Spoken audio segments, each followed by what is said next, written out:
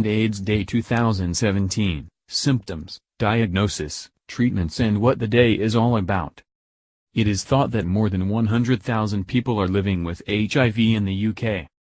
But despite the vast improvements in treatment, having a HIV diagnosis still means an increased likelihood of living in poverty, poor mental health and limits to opportunities preventing people living full, happy lives. A lot of this is due to continued ignorance and discrimination against those with HIV infections and a lack of understanding. That's part of what World AIDS Day is all about, raising awareness to reverse that trend. Here is everything you need to know about the date and the disease.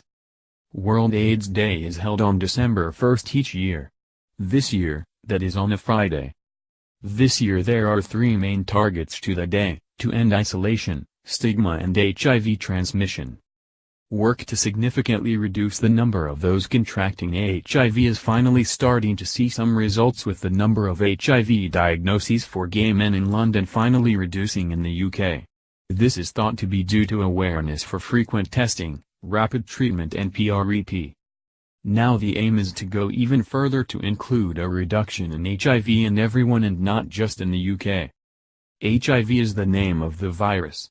A person could become HIV positive, but never develop symptoms. If the virus isn't treated and they do become ill, the condition is known as AIDS, which stands for Acquired Immunodeficiency Syndrome.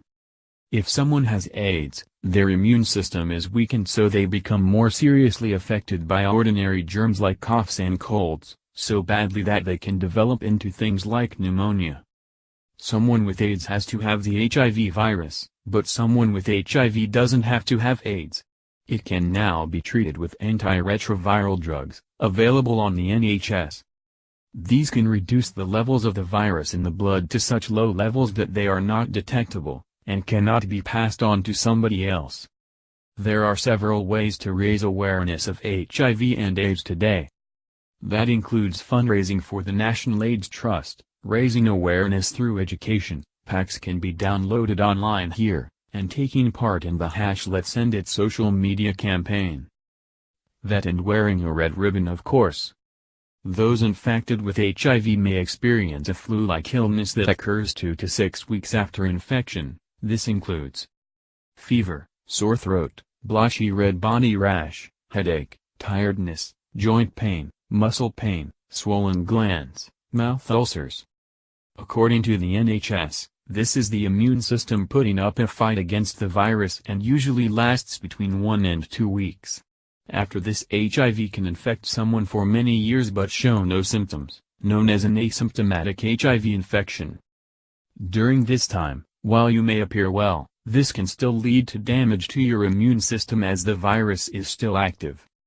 There are 3 main stages of an HIV infection: 1. Asymptomatic HIV, 2. Symptomatic HIV, and 3. Late-stage HIV infection and AIDS syndrome. Once your immune system is damaged, you may have more symptoms including weight loss, chronic diarrhea, night sweats, skin problems, recurrent infections, serious life-threatening illnesses. Receiving a diagnosis early can help prevent the problems associated with damage to the immune system.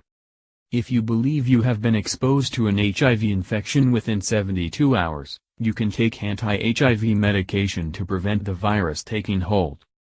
The medication, called PEP, post-exposure prophylaxis, has in the past been popularized as a morning-after pill for HIV, but this is very much not the case. PEP must be taken over the course of 1 month and is not guaranteed to work. The chance of the drug working also decreases the longer the wait until taking it. PEP is available at sexual health clinics, GUM, and A&EN hospitals. There isn't a cure for HIV yet, that's what today is all about, but there are treatments that can help people with HIV lead normal lives. Diagnosis usually involves a viral blood test. If diagnosed as HIV+, people often receive subsequent tests to measure the level of CD4+V lymphocyte cells, immune system cells, in their system. If a person's CD4+V cell count is near 350 or below, this is when treatment will usually begin. This treatment is usually to reduce the level of HIV in the blood to give the immune system a chance to repair. Those already being treated should have low amounts of the HIV virus in their system, making the chance of passing it on much lower. The drugs used to treat HIV are called antiretrovirals, ARVs, which work by blocking the virus from replicating. A combination of ARVs is often used to prevent the HIV virus from becoming resistant. Once started, most will take ARVs for the rest of their life. Gay and bisexual men are disproportionately affected by HIV, but HIV is not a gay disease. There are thousands of heterosexual men and women living with HIV in the UK. This means that you should be using protecting and regularly getting tested, whoever you want to get naked with. Ignorance may feel like bliss, but HIV couldn't give a s about your sexual preference. HIV is not transmitted via everyday contact. And you can get HIV through using the same cooking utensils as someone living with HIV. In fact, there are only a few very specific ways through which HIV transmission can occur in the UK. It's quite a niche concept since you're unlikely to be trotting around barefoot with used needles scattered on the floor. But hey, this article is about myth-busting, not judging how you spend your weekend. Just FYI, HIV does not live outside of the body for longer than a few minutes at most. When used properly, condoms work extremely well at preventing HIV. Antiretroviral treatment now means that most people in the UK who are living with HIV and are having treatment have an undetectable viral load. Not only does this indicate that the person's HIV is under control, it also means that it is almost impossible to transmit the virus to their partners during sex. Which is pretty amazing, really. You may have heard of PrE.P. It's a major game changer for HIV prevention because those who are at risk of contracting HIV can take it, and it is almost 100% effective at preventing HIV. Unfortunately, PrEP is currently not available in the UK on the NHS. Which feels very being gay is a lifestyle choice if you ask me. Most people are unaware that if you think you might have recently been exposed to HIV, you can take something called post-exposure prophylaxis, PEP, which can prevent you from contracting the virus. You can access PEP at any sexual health clinic or A&E department. HIV treatment is now extremely effective at keeping people healthy and well. If you are diagnosed and start treatment within good time, you have the same life expectancy as someone who does not have HIV. Having HIV is not the same as having AIDS. Put simply, HIV is a virus. AIDS is a condition caused by HIV.